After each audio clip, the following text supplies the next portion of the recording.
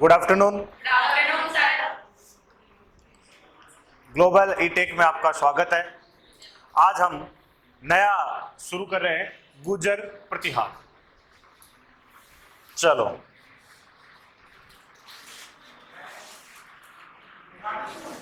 सबसे पहली बात, इनके बारे में कुछ सवाल बढ़ेंगे।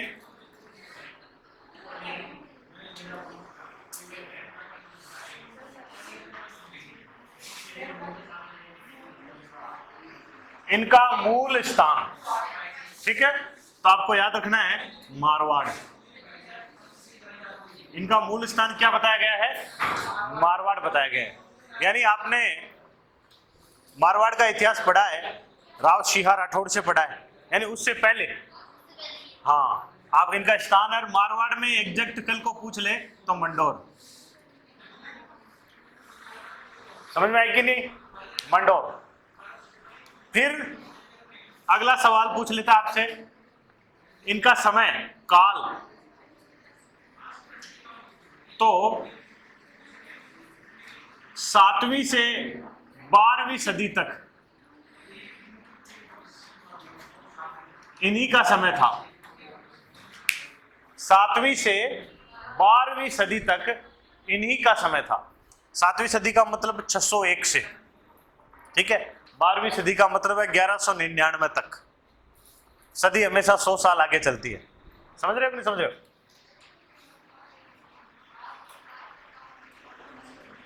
इस समय की स्थापत्य कला, स्थापत्य कला में मैंने आपको बताया था, सभी जो आपके निर्माण कार्य होते हैं, जितने भी टेम्पल, मंदिर, मस्जिद, बावड़ियां, हवेलियां, जितने भी, मैक्सिमम मंदिर ही बात की जाती है। तो इस काल की, इस समय की जो भी स्थापत्य कला होगी वो एक ही शैली कहलाती है। स्थापत्य कला को महामारू शैली कहते हैं। कौन सी शैली कहते हैं? महामारू शैली कहते हैं।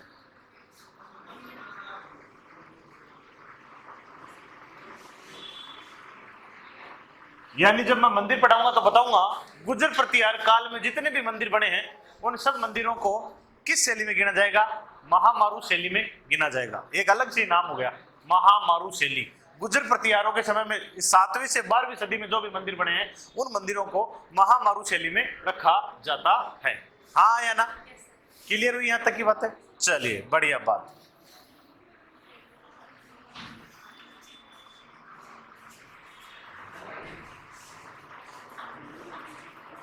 एक शब्द है गुर्जर और एक शब्द है प्रतिहार। एक शब्द है गुर्जर और एक शब्द है प्रतिहार। याद रखना, आपको ध्यान रखना है, ये जो शब्द है ये एक जाति को इंगित करता है। इसको इंगित करता है कि गुर्जर एक जाति है। समझ में आया कि नहीं? और प्रतिहार शब्द है ना, प्रतिहार शब्द का अर्थ होता है रक्षक। आया ना? दूसरा एक अर्थ ले सकते हो आप, द्वारपाल। दरवाजे पे खड़ा हुआ भी तो रक्षक ही होता है। आया ना? द्वारपाल, ये भी कह सकते हो आप, ठीक है। अब इसका मतलब ये नहीं कि राजा के महलों के द्वारपाल हैं, ठीक है। इन्होंने, ये भारत के रक्षक है, भारत के द्वारपाल हैं। समझ में आए कि नहीं? ये भारत के रक्षक है, भारत के द्वारपाल हैं। जैसे मैं आपको छोटा सा एक चित्र बना के बताता हूं कि देखो, बात ऐसी है, ये आपका राजस्थान है, इधर ये इधर वाला इलाका है ना, ये उत्तर है, ये इधर पश्चिम है, इसको उत्तर पश्चिम कहते हैं। हाँ या ना? ये हमेशा से ही चिंता का विषय रहा है, ठीक है। इधर से जब जब भी आक्रमण हुए हैं उन आक्रमणों की रक्षा करने वाले हैं ये कौन? समझ में आई कि नहीं? दोनों नहीं, ये दोनों मिलके ही एक हुए हैं, ठीक है ना, एक ही है। पर गुर्जर एक जाति को संबोधित करता है और प्रतिहार एक पद है, एक तरह से। हाँ या ना? एक पद है ये, ठीक है। पद का अर्थ क्या होता है? रक्षक, द्वारपाल, ठीक है। अब ये द्वारपाल, ये मत समझ लेना कि ये द्वारपाल यानी सिक्योरिटी गार्ड है। कल को बोल दो गुरुजी ये तो गार्ड है सिर्फ, ठीक है ना, गार्ड नहीं है ये, है ना। ये भारत के द्वारपाल हैं, भारत के रक्षक हैं, इन्होंने भारत की रक्षा की है। समझ में आई कि नहीं? अब एक बात और, आगे आगे जब पढ़ेंगे अपन कई चीजों में पता भी चलेगा, मैं आगे यही लिख रहा हूं। इसलिए श्री राम की ऐसे ही एक रक्षा की है किसी ने, लक्ष्मण ने की है ना। श्री राम का रक्षक कौन था? लक्ष्मण कौन, द्वारपाल कौन था? लक्ष्मण था। इसलिए इनको लक्ष्मण का वंशज कहते हैं। इनको क्या कहते हैं? लक्ष्मण का वंशज कहते हैं। याद रखना, ये सब बातें आगे दोबारा भी आने वाली है। ये सब एक ही जगह मैंने इसलिए समझाई है कि सब कनेक्टेड है। गुज्जर एक जाति को संबोधित करता है, एक जाति है ये, ठीक है ना। अच्छा, गुज्जर क्यों बनी? क्योंकि एक विशेष क्षेत्र में ये राज करती थी और उस क्षेत्र का नाम था गुजरात्रा। क्या नाम था? गुजरात्रा। तो इसलिए वो गुजर जाति बन गई, ठीक है। लेकिन प्रतिहार एक पद है। पद का मतलब है कि एक पोस्ट पे काम करते हैं, रक्षक थे ये, द्वारपाल थे किसके? भारत के। और ये काम लक्ष्मण के भाई, राम के भाई लक्ष्मण ने भी किया है, इसलिए ये अपने आप को लक्ष्मण का वंशज बताते हैं। गुजर प्रतिहार, हाँ या ना? ये अपने आप को लक्ष्मण का वंशज बताते हैं। इस पूरे शब्द की व्याख्या की है मैंने एक तरह से। गुज्जर एक जाति को संबोधित करता है, प्रतिहार एक पद है, ठीक है।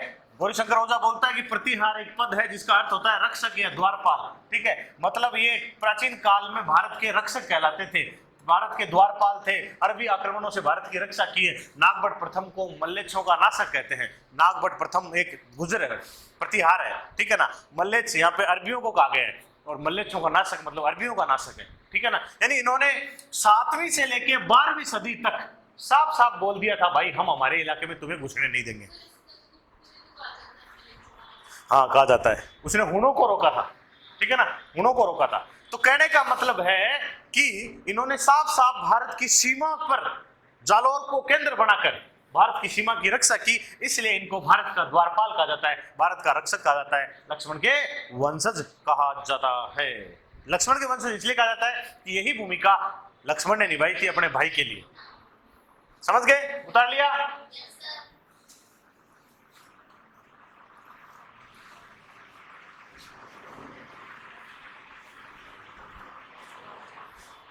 चलिए आगे बैठे, आगे देखते हैं। अब देखो,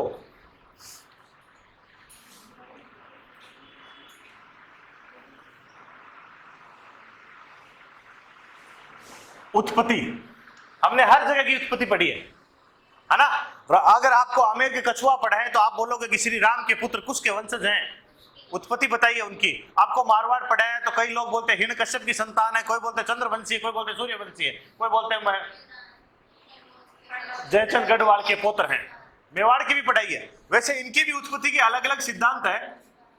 जैसे एक सिद्धांत है और वो बोलता है चंद्रबरदाई। कौन? चंद्रबरदाई की पुस्तक का नाम है पृथ्वीराज रासो।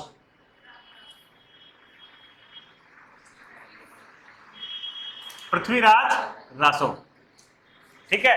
ये एक सिद्धांत बोल देता हूं मैं और उसकी पूरी बात बता दूंगा। उत्पत्ति अग्निकुंड से हुई है और इसलिए इनको कहा गया है अग्निवंशीय। क्या कहा गया है? अग्निवंशीय। पृथ्वीराज रासो बोलता है कि एक ऋषि हुआ करते थे वशिष्ठ जी, और इन्होंने आबू पर्वत पर एक यज्ञ किया। कहां पे? आबू पे एक यज्ञ किया, महायज्ञ था एक, और इस यज्ञ से 4 वीर पैदा हुए। एक का नाम है प्रतिहार, एक का नाम है परमार, एक का नाम है चालुक्य और एक का नाम है चौहान, ठीक है। इनको इसी क्रम में रखना है। कई बार क्रम पूछ लेता है एग्जाम में, पिंटू चिंटू ऐसे याद रख लो आप, ठीक है ना। प्रतिहार, परमार, चालुक्य, चौहान, ठीक है ना।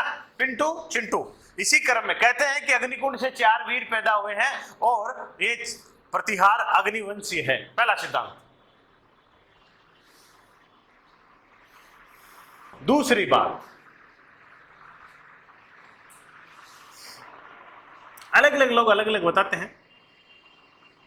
एक व्यक्ति है, नाम है स्मिथ,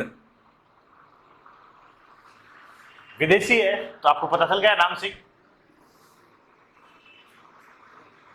हार्ले इसके साथी है, हाँ या ना? चलिए, और भी इसके साथ एक दो और जुड़े हुए हैं।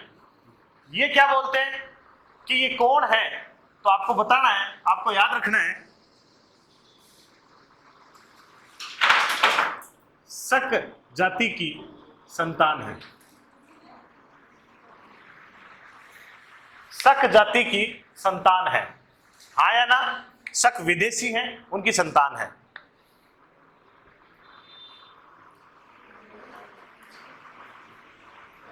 कर्नल टोड,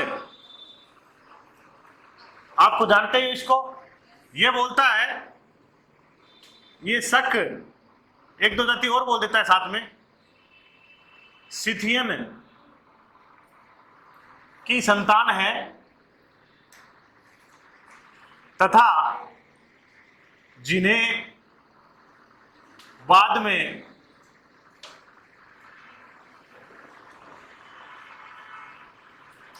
ऋषि वशिष्ठ द्वारा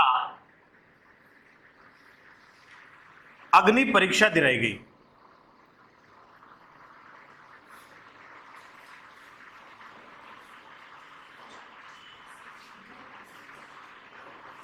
ये बोलता है कि इस बात का समर्थन करता है ये ऊपर वाली का, पृथ्वीराज रासो का, पर ये बोलता है कि अग्निकुंड से बेटे पैदा नहीं होते हैं, बेटा पैदा करने के लिए मेहनत करनी पड़ती है, हाँ या ना? ये बोलता है कि संभवतः अग्नि परीक्षा दिलाई गई है उनको, अग्निकुंड से कभी बेटे पैदा नहीं होते हैं, हाँ या ना? ये इस बात को नहीं मानता है, ये इनकी कल्पना बताता है, लेकिन संभवतः ये विदेशी थे, शक और सिथियन की संतान थे ये, और इनको अग्नि यज्ञ के द्वारा इनका अग्नि परीक्षण किया गया, अग्नि परीक्षण करके इनको फिर बहादुर योद्धा बनाया गया। ये बात आगे अपनी पूरी करता है इस बात के साथ, है ना? इनका यानी ये बोलता है कि अग्निकुंड से कभी कोई पैदा नहीं होता है, इस बात को ये समर्थन करते हैं।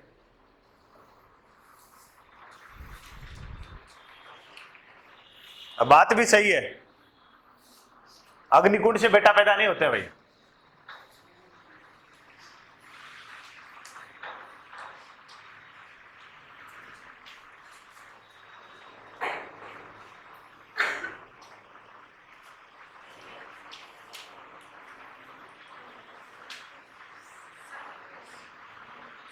हाँ या ना?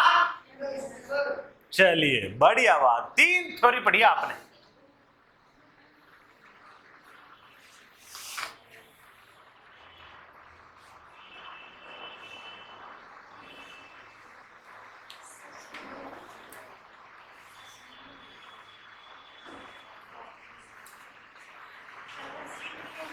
सिथियन विदेशी, शक सिथियन, थी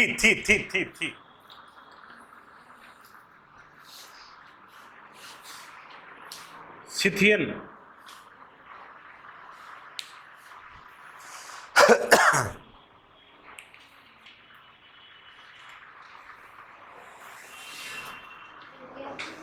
चलिए आगे,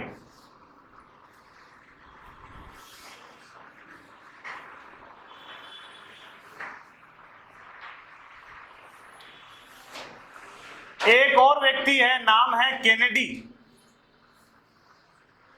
क्या नाम है? केनेडी, जो बोलता है कि सिंधु सभ्यता का पतन संक्रामक रोग से हुआ है। बाकी लोग तो बोलते हैं कि पतन नदियों द्वारा आई गई बाढ़ से हुआ है, लेकिन ये बोलता है कि संक्रामक रोग से हुआ है, वही आदमी है। और ये बोलता है कि ये ईरान के वंशज हैं। कौन है? गुजर प्रतिहार। इसी तरह एक व्यक्ति है, नाम है कनिघम। कनिघम भारतीय पुरातत्व विभाग के पहले अध्यक्ष कनिघम, ये बोलते हैं कि ये कुषाणों की संतान है। कुषाण ये विदेशी, ये क्या है? कुषाणों की संतान है।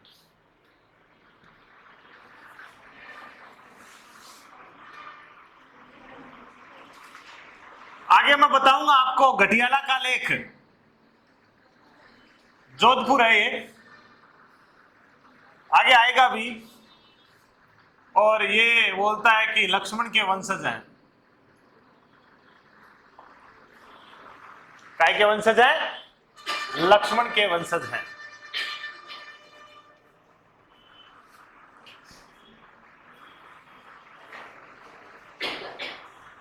चलो इतना तो उतारो।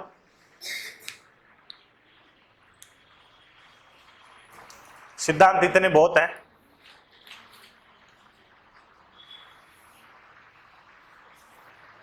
अलग अलग लोगों की अलग अलग मर्जी है, कोई किसी को मान रहा है, कोई किसी को मान रहा है। आपको चिंता में नहीं आना है, सबकी माननी है।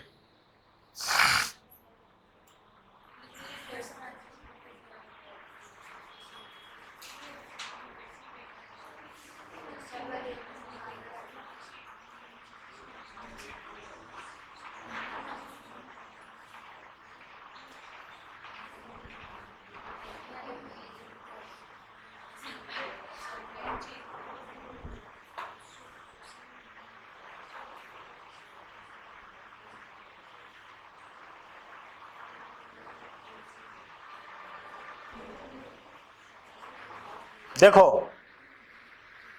ये तो इनकी उत्पत्ति को लेकर कुछ बातें हुई है।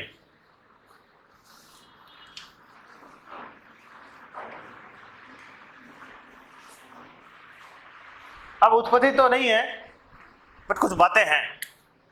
आगे इसी का कंटिन्यू करना, आप अलग से लिखना नहीं है। अरबी इतिहासकार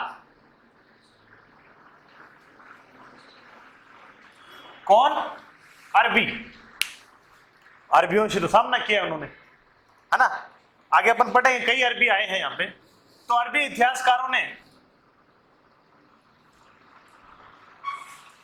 इनको जुर्ज कहा है। शायद उनसे गुज्जर बोला नहीं गया होगा। क्या कहा? जुर्ज। आया ना। इसी के अंदर लिख लेना अलग से, एक व्यक्ति है अल मसूदी, अरबी है ये भी, आया था। क्या नाम है? अल मसूदी ने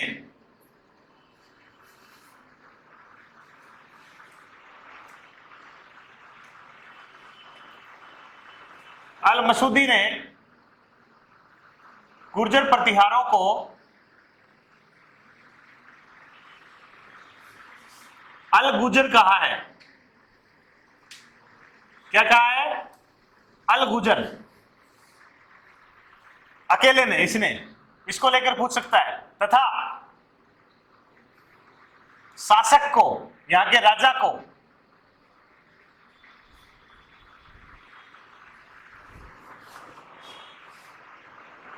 बोरा कहा है। बोरा।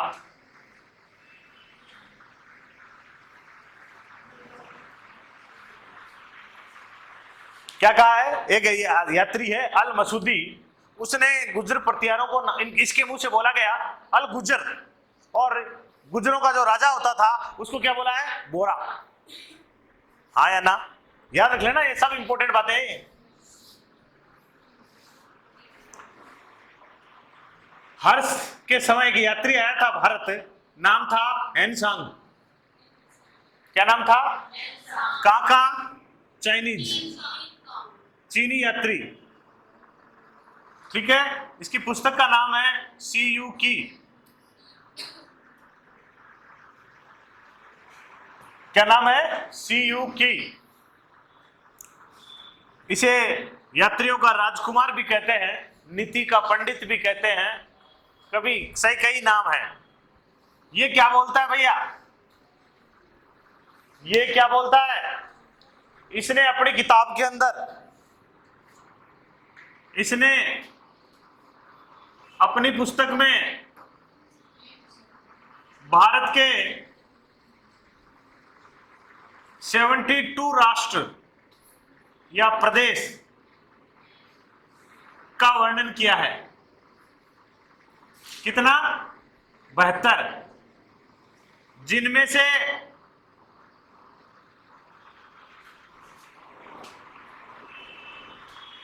एक है कुचेलो। ब्रैकेट में लगाना,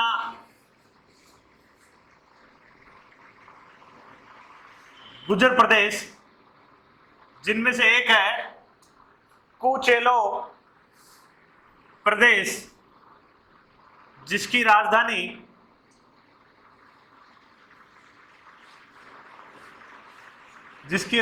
थी पीलोमोली, जिसे कहा गया है वर्तमान में बीनमाल। समझ में आ रही है? हेनसांग ने अपनी किताब के अंदर 72 राष्ट्रों का वर्णन किया भारत में, 72 प्रदेशों का वर्णन किया है। उनमें से एक प्रदेश है कुचेलो प्रदेश, और इसको क्या बोला है? गुर्जर प्रतिहार प्रदेश बोला है। ठीक है ना? हाँ या ना? और इस कुचेलो प्रदेश की राजधानी हुआ करती थी पीलोमोली, और पीलोमोली बीनमाल में है। बीनमाल को कहा है? बीनमाल जालोर था। बीनमाल कहाँ है? जालोर में।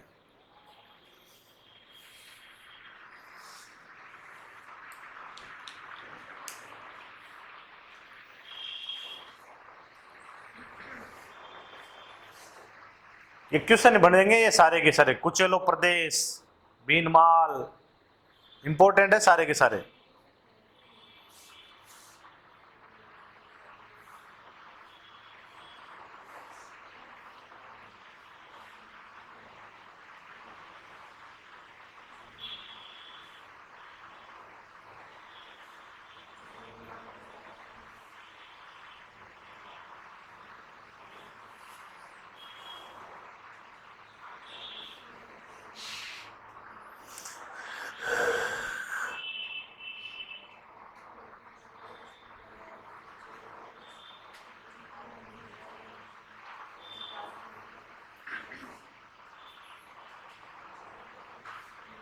हो गया?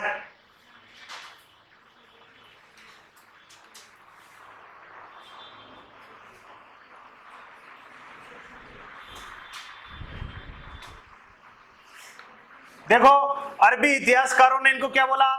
जुर्ज बोला। अल मसूदी ने क्या? अल गुजर बोला। शासक को क्या बोला? बोरा बोला। चीनी यात्री हेनसांग की पुस्तक का नाम सीयू की, इसने कितने राष्ट्रों का वर्णन किया? 72 राष्ट्रों का। इसमें इस प्रदेश को क्या बोला? कुचेलो। प्रदेश की राजधानी क्या थी? पीलोमोली। कहाँ है? बीनमाल। बीनमाल कहाँ है? जालोर में। हाँ या ना? बढ़िया।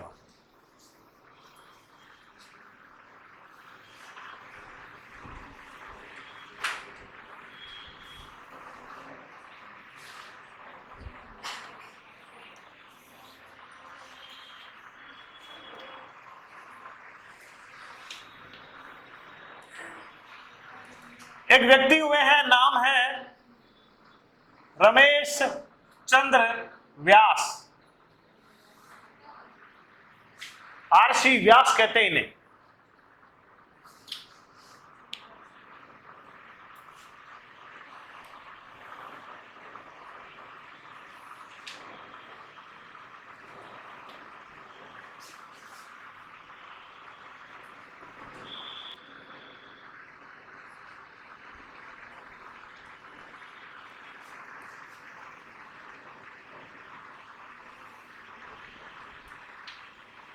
ये उत्तर पश्चिमी जो प्रदेश है, देखो ये आपका भारत है और इसमें ये राजस्थान है आपका।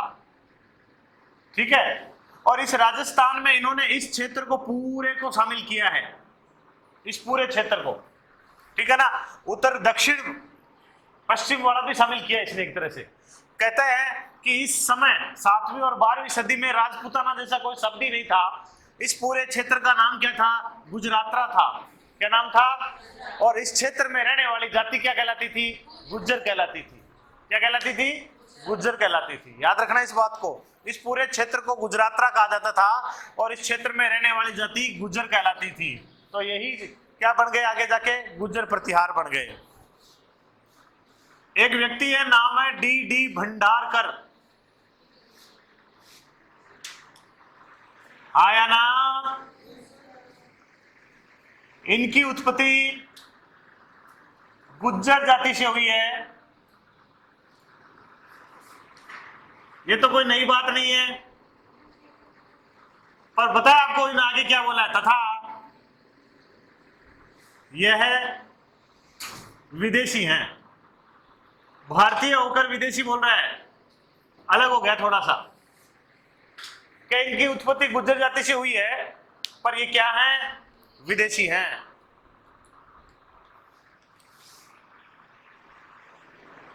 एक व्यक्ति है मुहणोत नैणसी, बाकी सभी समर्थन उस पृथ्वीराज रसो वाली बात का समर्थन करता है, अग्निवंशी बोलता है ये भी, बट ये क्या बोलता है, गुर्जर प्रतिहारों की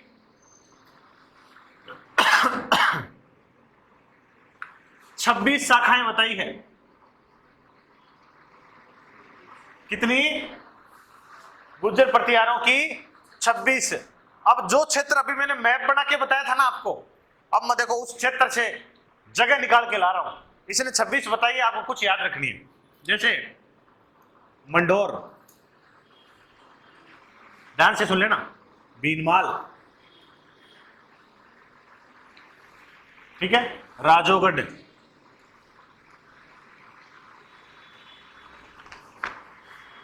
उज्जैन, कन्नौज, बड़ौच, ये सब महत्वपूर्ण गुजरात में महत्वपूर्ण गुर्जर प्रतिहारों की शाखाएं थी। मंडोर, भीनमाल, राजोगढ़, उज्जैन, कन्नौज, बड़ौच, ये सब बॉर्डर पे, एकदम मध्य प्रदेश, राजस्थान, गुजरात, ये सभी इलाके बॉर्डर पे हैं। देखो आप, ये यूपी में आता है वर्तमान में। समझ में आई कि नहीं आई? भाई राजस्थान वाला इलाका तो ये हो ही गया, ऊपर वाला तो मंडोर में आ गया, पूरा मारवाड़ है ना, बाड़मेर जैसलमेर तक। भीनमाल में आ गया इधर वाला, नीचे वाला सिरोही, जालौर, इधर वाला इलाका। अब आगे की सीमावर्ती इलाके, अरे सीमा तो अब तय की है, पहले थोड़ी थी, ये राजस्थान है, अब पता चला अपने राजस्थान है, पहले थोड़ी थी। तो राजोगढ़, उज्जैन, कन्नौज, ये सब इलाके आ गए। इन इलाकों में इनका अधिकार था। ये इलाका पूरा का पूरा क्या कहलाता था? गुजरात्रा। क्या कहलाता था? गुजरात्रा। यहां से गुज्जर जाति निकल कर बाहर है। बड़ौद गुजरात।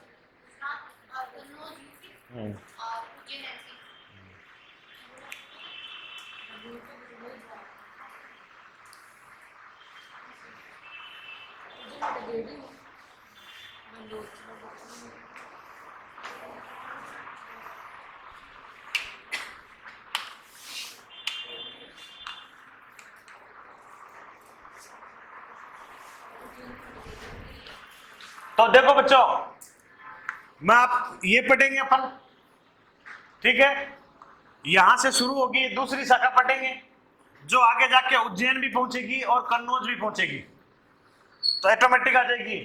ये अपने को नहीं पढ़नी। समझ में आ रही कि नहीं आ रही? मुख्य रूप से आपको मंडोर के, भीनमाल के, जालोर के, फिर आगे जाके उज्जैन पहुंच जाते हैं, फिर कन्नौज पहुंच जाते हैं त्रिपक्षीय संघर्ष में। वहां तक पहुंचने तक उनकी बातें करेंगे अपन। हो गया? चलिए, तो ये इनकी उत्पत्ति से लेकर संबंधित कोई भी सवाल आए, लगभग मैंने करवा दिया आपको, हाँ या ना? कौन क्या बता रहा है देख लेना। विशेष तौर पे याद रखना है, गौरीशंकर ओझा कहता है कि गुज्जर एक जाति है और प्रतिहार एक पद है। मुझे गौरीशंकर ओझा की व्याख्या बेस्ट लग रही है। गुज्जर एक जाति है, प्रतिहार एक पद है, जिसका अर्थ होता है द्वारपाल या रक्षक।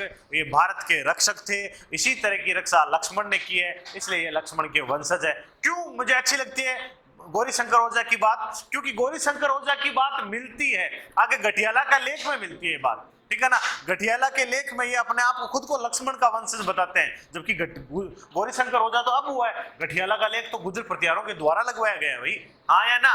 तो इसलिए अपन इस बात को पुष्टि कर देते हैं कि ये बात संभवतः ऐसी रही होगी। ठीक है, चलिए, बहुत बढ़िया बात। कुछ बातें और लिखा देता हूं, साइड में लिख लेना। इनकी कुलदेवी पूछे आपसे, गाजन माता। कौन सी माता? इसका मंदिर मिलेगा आपको बालेसर, और बालेसर है कहां पे? बाड़मेर में। गाजन माता।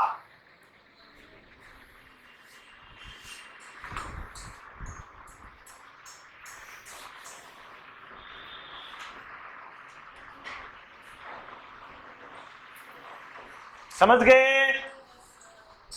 बढ़िया बात। चलिए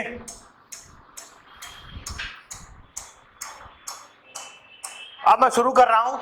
सबसे पहले अपन बात करेंगे मंडोर के प्रतिहार। हेडिंग डालिए, मंडोर के प्रतिहार।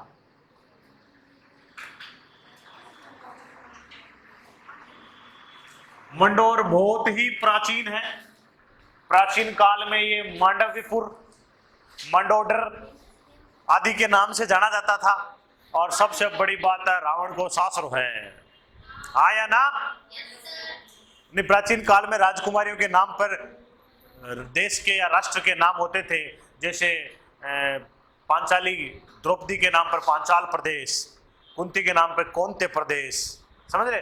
ऐसे ही आपका शायद मंदोदरी के नाम पे मंदोदर प्रदेश हुआ होगा रावण। और मंडोर वाले भी मानते हैं कि रावण मारो फूफो साहब। हाँ या ना?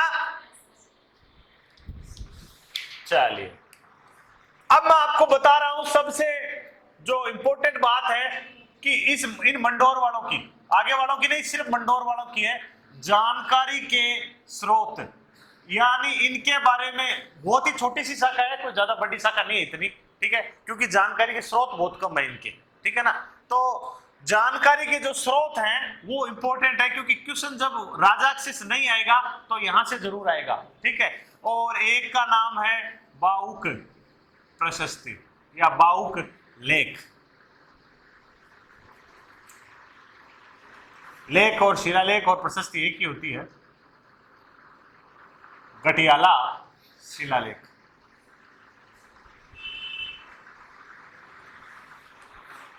समझ में आए कि नहीं?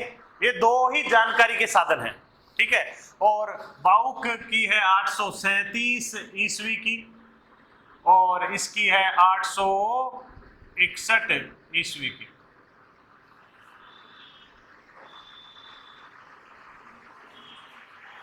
हाँ या ना?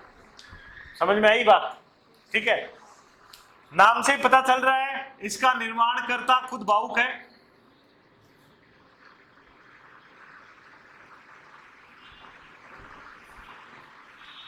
निर्माणकर्ता कौन है? खुद बाउक है, समझे? और इसका निर्माणकर्ता है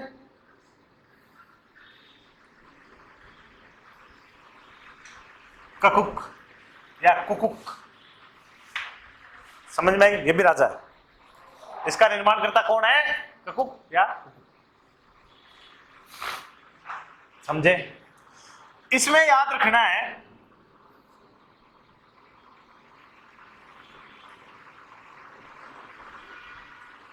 ये दो शिलालेख हैं। कितने हैं? दो शिलालेख, ठीक है? अब ये दो हैं तो एक तो है प्राचीन जैन मंदिर पर, पहले जैन मंदिर था, अभी वर्तमान में इसे कहते हैं माता जी की साड़। कोई जैन मंदिर था प्राचीन काल में, लोगों ने तोड़ दिया होगा, अनेक आक्रमण हुए हमारे देश में, और बाद में वहां पे किसी व्यक्ति ने माता जी की मूर्ति लगा दी होगी, तो माता जी की साड़ के नाम से फेमस है आजकल। तो वहां पे मिला एक, तो समझ में आए कि नहीं?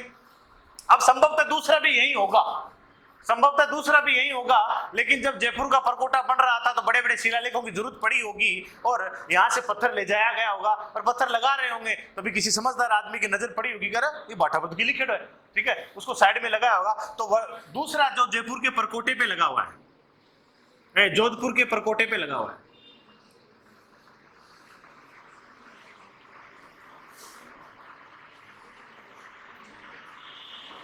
हाँ या ना?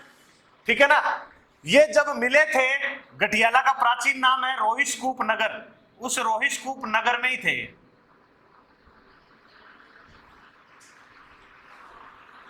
हाँ या ना?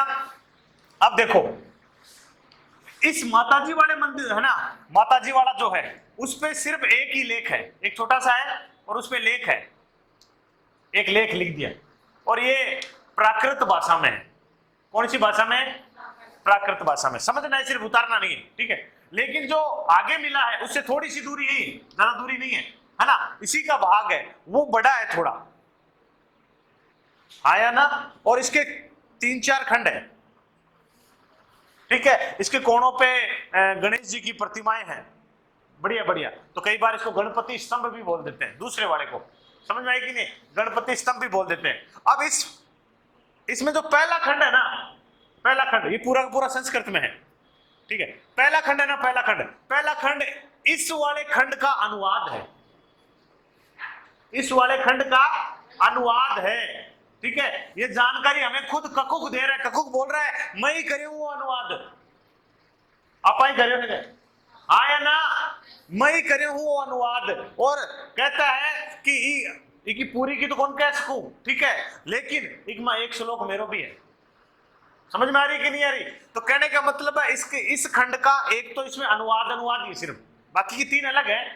ये प्राकृत में रह गई ना, इसलिए संस्कृत में अनुवाद करना पड़ा। तो फाइनली इतने डिटेल में जाने की जरूरत नहीं है, आपसे पूछ ले इसकी भाषा कितनी मिलेगी आपको, नंबर 1 प्राकृत, नंबर 2 संस्कृत। कौन सी होती है सोचो? जैन धर्म की भाषा प्राकृत हुआ करती थी, समझे?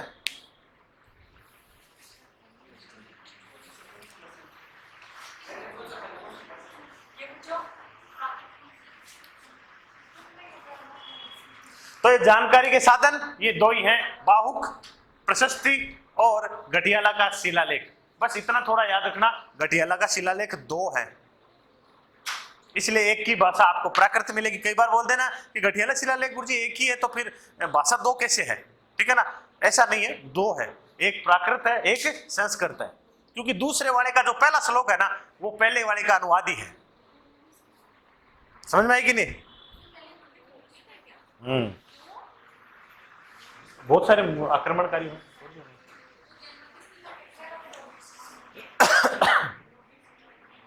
इस घटियाला का प्राचीन नाम, हाँ, जोधपुर में।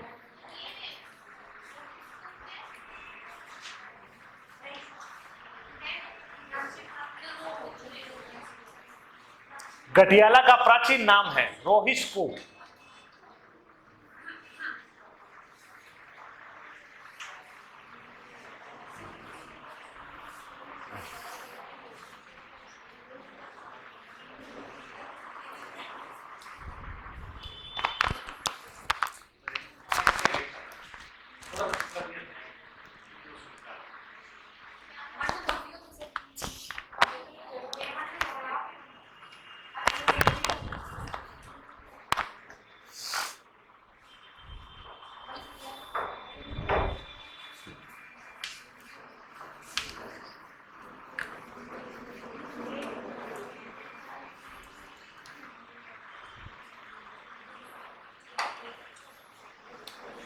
चलिए, तो आपके मंडोर के प्रतिहारों में आपको नंबर 1 याद रखना है, एक व्यक्ति का नाम है हरिश्चंद्र। क्या नाम याद रखना है? हरिश्चंद्र को याद रखना है। क्या नाम है? हरिश्चंद्र को याद रखना है। और आपको याद रखना है गुर्जर प्रतिहार, मंडोर की बात हो रही सिर्फ, गुर्जर प्रतिहारों का मूल पुरुष, आदि पुरुष। समझ में आई कि नहीं? क्या नाम है? हरिश्चंद्र। इसको एक उपाधि भी है, नाम है, इस उपाधि का नाम है रोहिलिदी।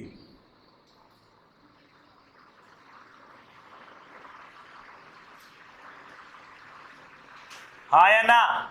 इसका अर्थ होता है योग क्रिया में निपुण, योग क्रिया में निपुण, मतलब बहुत बढ़िया योगी था।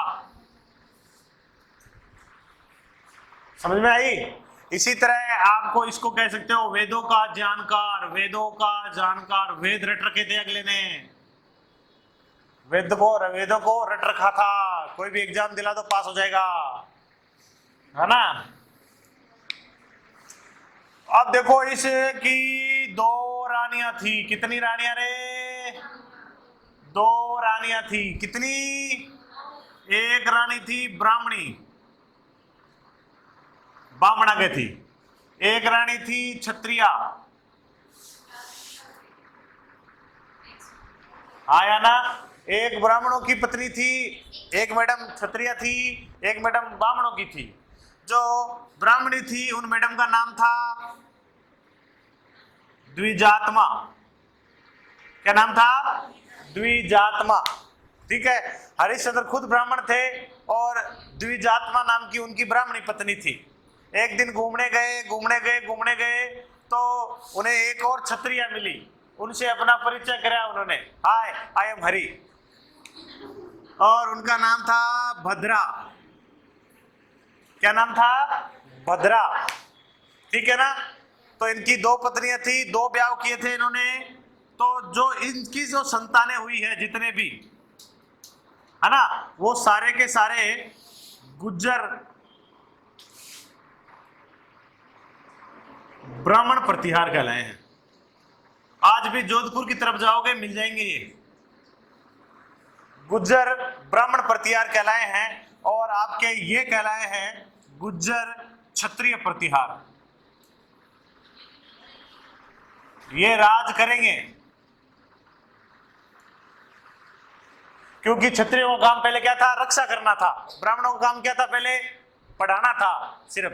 तो ओबियसली इनकी इच्छा नहीं थी राजपाट में, तो इसलिए इनका नाम आगे नहीं मिलता है, शायद इसलिए नहीं मिलता है। और इन्होंने अपने लिए कई बाहुल प्रशस्ति घटियाला का लेके इसे लिखा दिए, इसलिए इनका नाम मिलता है।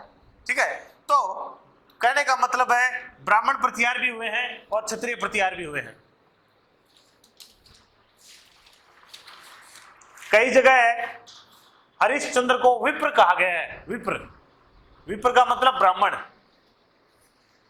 समझ गए? तो दो रानियां थी, एक ब्राह्मणी एक क्षत्रिया।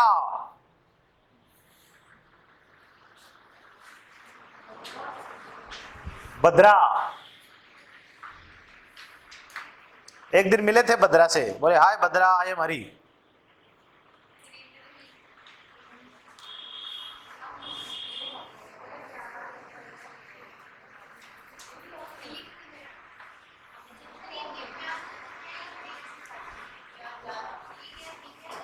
द्विजात्मा।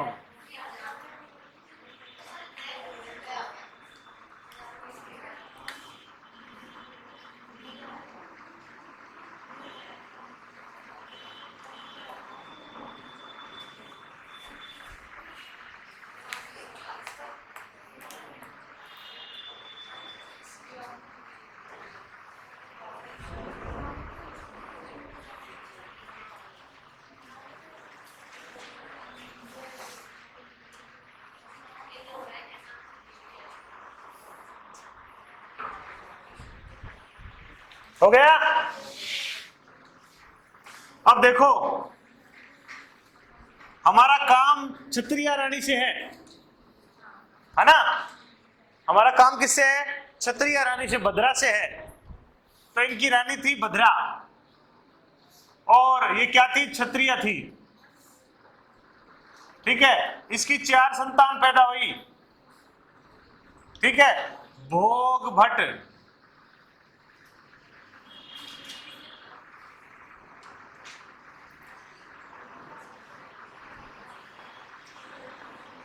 कद्दक,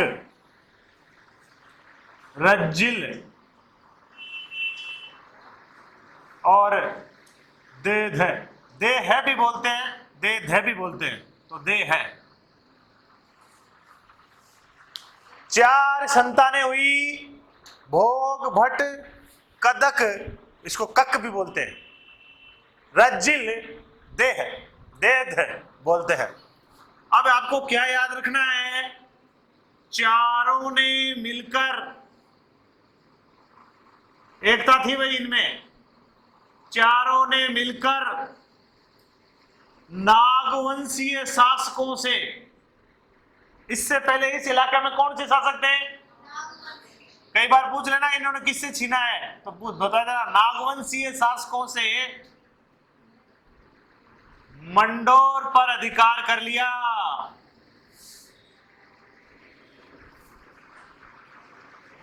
ये लो साहब, इन्होंने मंडोर छीन लिया, इन चारों ने मिलकर।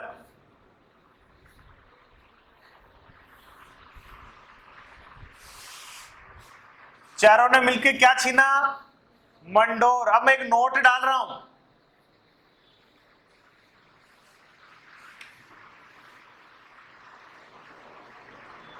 मंडोर शाखा की वंशावली में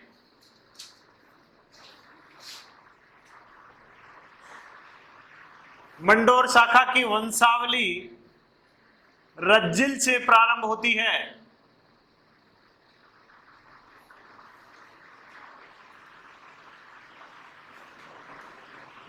आपको कल को ये कोई पूछे ना कि मंडोर के गुर्जर प्रतिहारों का पहला शासक कौन था, रज्जिल बताना है। हरिश्चंद्र इनका आदि पुरुष है, महापुरुष है। मैंने ये थोड़ी कहा कि ये राजा है। समझ में आई कि नहीं? 2 रानियां थी, एक रानी से 4 बेटे पैदा हुए, उन्होंने मिलकर मंडोर जीत लिया। रज्जिल राजा बना तीसरे नंबर का। इसका तात्पर्य यह है कि भोगभट और कदक युद्ध में काम आ गए कहीं पे, आया ना, मतलब गए काम से। और दे छोटा, इसे नंबर नहीं आना। तो रज्जिल का राजा बनने का मतलब यह है कहीं भोगभट और कदक मारे गए हैं और रज्जिल राजा बना है। तो बाहुक प्रशस्ति में वंशावली दे रखी है। वंशावली में पहला राजा किसको बताया गया है? रज्जिल को बताया गया है। याद रखना, गुर्जर प्रतिहारों का पहला शासक पूछे ना, रज्जिल बताना है। गुर्जर प्रतिहारों का पहला आदि पुरुष, महापुरुष, महान पुरुष जो भी पूछे, हरिश्चंद्र बताना है। हाँ या ना? तो आपको यहां लिख देता हूं मैं नीचे, मंडोर के प्रतिहारों का प्रथम शासक, याद रखना, रज्जिल। क्योंकि वो जानबूझ के आपको हरिश्चंद्र देगा ऑप्शन में, अगर ऐसा कोई सवाल घुमा के दे दिया तो। और हरिश्चंद्र ही पूछना चाहता है ना, तो वो आराम से सीधा ही पूछ लेगा।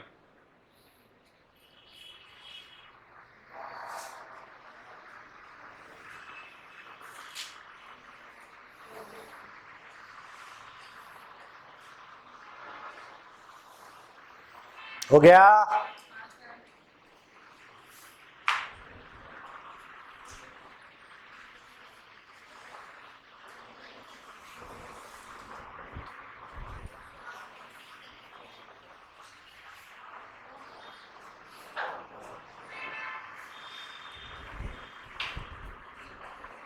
हो गया?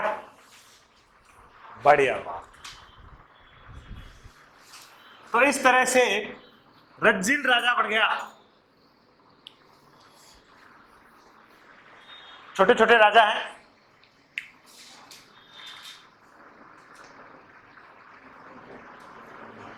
याद रखना है, ज्यादा बड़ी बात नहीं है।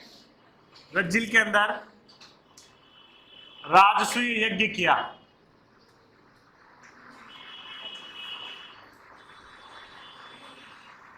राजसूय यज्ञ राज तिलक के अवसर पे होता है।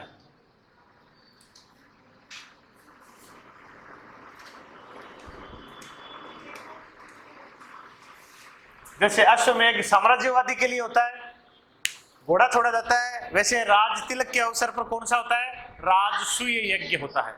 एक वाजपेयी यज्ञ होता है जिसमें रथ दौड़ होती है।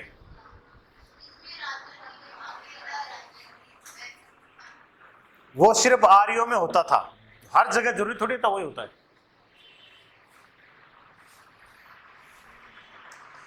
चलिए, रज्जिल के बाद राजा बनता है बच्चों नरभट्ट। आपको इनका कोई शासन याद नहीं रखना है, टेंशन की कोई बात ही नहीं है, ठीक है ना? आपको सीधा नाम याद रखना है बस, छोटी सी शाखा है नरभट्ट। इसकी वीरता वह बहादुरी के कारण या बहादुरी के लिए इसे पिल्लापणी की उपाधि थी। मतलब ये बड़ा वीर था, जो भी आगे आता बिन ठोकता तो चागे, तो इसलिए इसको एक उपाधि थी पिल्लापणी।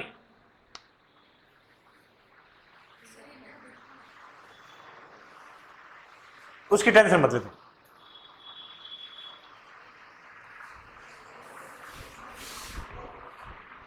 आपको यहां ना कोई टेंशन लेनी है कि कौन किसका बेटा है, ना कोई राजकार्य की चिंता करनी है। जो जो नाम आ रहे हैं वो मंडोर शाखा में लिखते जाइए और उनके बारे में कुछ जानकारी है उपलब्ध है वो करते जाइए। मैंने कहा था ना, जानकारी के उपलब्ध होने का अभाव है।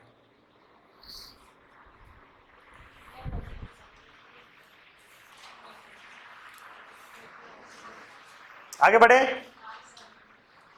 रजिल का पोता आएगा अब, तो संभवतः मान लेते हैं ऐसी परिस्थितियों में कि बेटा होगा।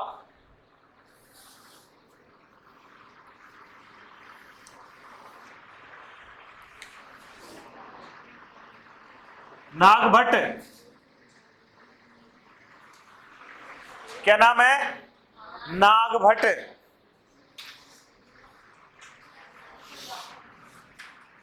ये एक बार क्वेश्चन पूछ लिया था, आरएस में आया था, याद रखना। इसने अपनी दूसरी राजधानी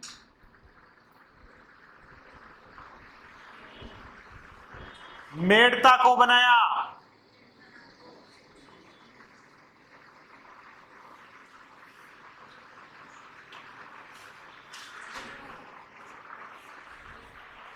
हाँ, मेड़ता को बनाया। मेड़ता कहाँ है? ओ, बेटा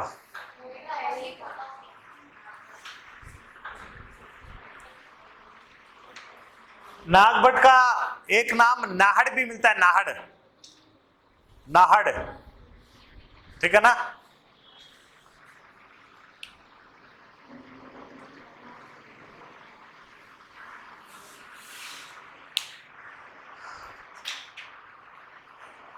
हालांकि अलग अलग विद्वान इस नाहड़ की तुलना अलग अलग करते हैं। कई बोलते हैं यही है, कई बोलते हैं नहीं नागभट्ट द्वितीय आएगा, तो जालोर वाली शाखा में वो है, ठीक है। लेकिन जो भी है सहमति नहीं है, पर नाहड़ भी बोलते क्योंकि नाहड़ ने पुष्कर में घाटों का निर्माण करवाया था।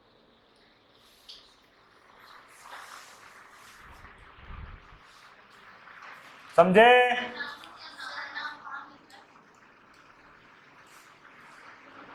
अगला आता है सिलूक।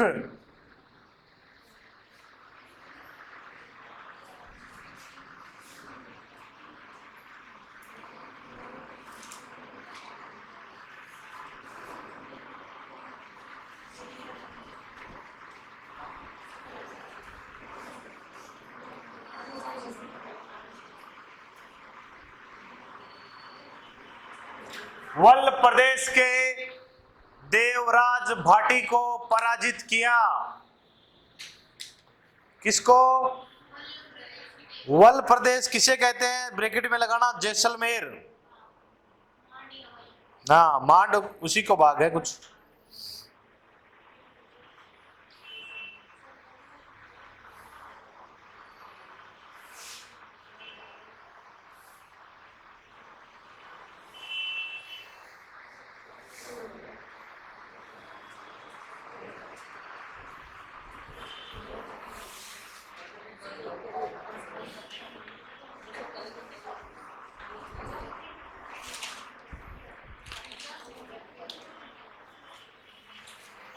टाइम देखना एक बार।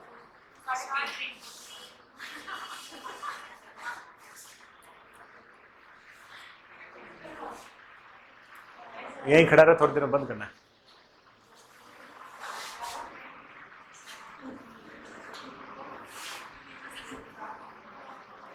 नहीं, एक बार चला जा, 10 मिनट लग जाएंगे।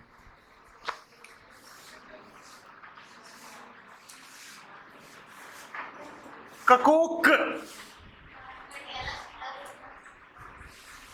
बाउक मैंने करवाया नहीं है ना। बाउक में एक ही चीज है, बाउक प्रशस्ति, पता चल गया होगा आपको ना। करवाई भी वहां पे करवा दी मैंने, है ना। बाउक, बाउक प्रशस्ति। ककुक,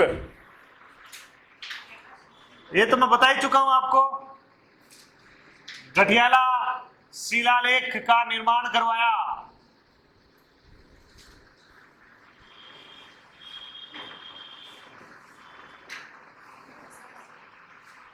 आपसे पूछे कहां? रोहिशकूप नगर में। रोहिशकूप आपका जोधपुर में ही है। समझे? ये बात हो चुकी अपनी।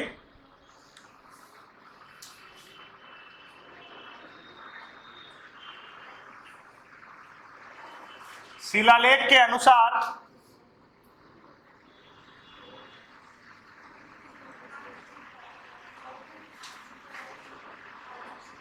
ककुक ने यहां 2 विजय स्तंभ बनवाए। ये भी बात एक दिन बताई थी शायद मैंने।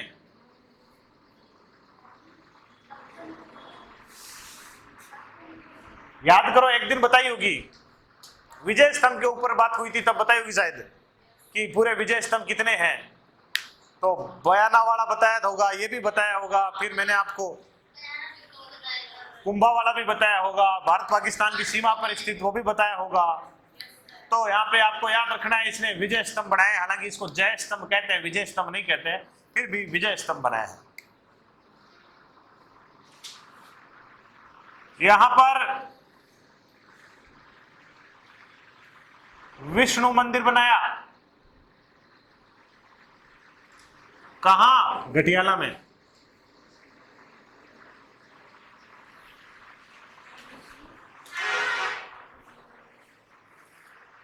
विष्णु मंदिर बनाया गटियाला में। गटियाला शिलालेख बोलता है, ककुक की तारीफ करता है कि ककुक को वल जैसलमेर, मांड जैसलमेर, त्रिवेणी हड़ौदी, आज आपका थोड़ा सा पश्चिम की तरफ का भाग, आदि मध्य प्रदेश का भी भाग आता है एक, आदि प्रदेश के लोग जानते हैं। यानी ककुक फेमस है क्या इतना, ये सब लोग इसको जानते हैं, इसी में इसकी तारीफ की गई है। हाँ या ना? समझ में आई कि नहीं आई? अब देखिए, ककुक के बाद इस शाखा के किसी अन्य राजा के नाम नहीं मिलते हैं। इतिहास में कई जगह छानबीन की गई, लेकिन कोई जानकारी प्राप्त नहीं होती है। समझ में आ रही कि नहीं आ रही? अब एक नोट में ये लिखना है, सहजपाल चौहान का लेख,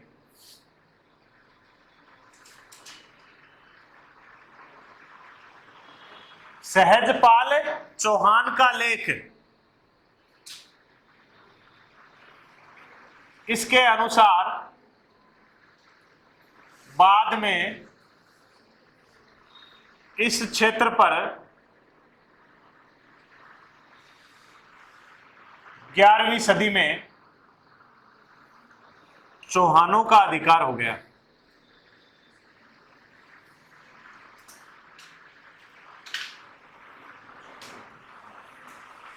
सीधा ही ये नाम मिलता है। समझ में आई कि नहीं? सहजपाल चौहान का लेख है 12वीं सदी 11वीं सदी का। उसके अनुसार इस क्षेत्र में सहजपाल चौहान ने अपना अगर शिलालेख लगाया है तो इसका अधिकार है, तभी वो लगाया है। तो बाद में चौहानों का राज्य होना बताया जाता है। ककुक के बाद किसी भी राजा की वंशावली नहीं मिलती है।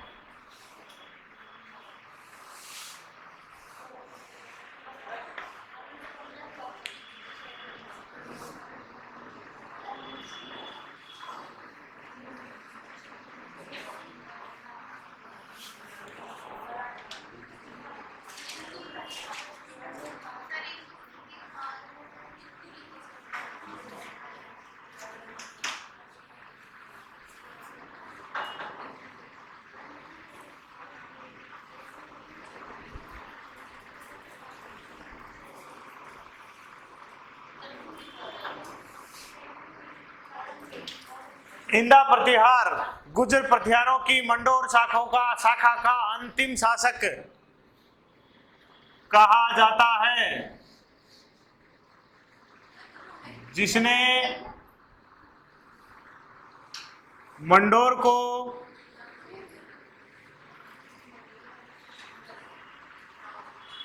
चूड़ा राठौड़ को दहेज में दे दिया।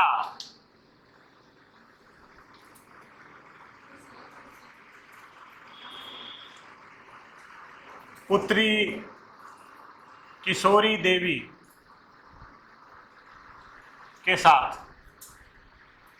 समझ में के अपनी बेटी किशोरी देवी का विवाह करवाया, ये बात मैं बता चुका हूं आपको। और ये अंतिम राजा माना जाता है इस शाखा का। प्रथम हरीश रज्जिल को माना जाता है, अंतिम इसको माना जाता है। और इसने मंडोर बाद में अपनी बेटी का विवाह करवा के इसको दे दिया।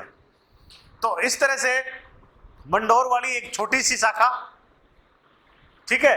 ज्यादातर इंपॉर्टेंट चीजें क्या है, हरिश्चंद्र इंपॉर्टेंट है, रज्जिल इंपॉर्टेंट है, ककुक इंपॉर्टेंट है, बाहुक इंपॉर्टेंट है। ये बातें दो चार चीजें मैंने बता दी, बाकी कोई खास बड़ी बात नहीं है।